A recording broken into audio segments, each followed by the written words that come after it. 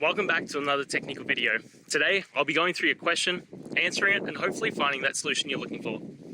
Guys, remember to stay just a little bit crazy, just like me, and hopefully you work through to that resolution. Now, let's continue on.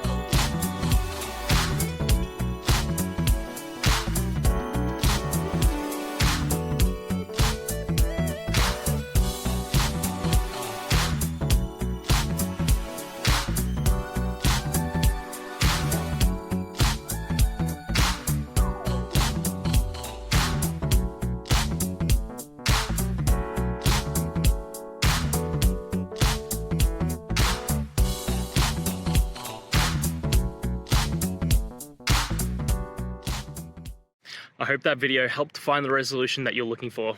And if it did, please, I'd appreciate it if you could hit subscribe.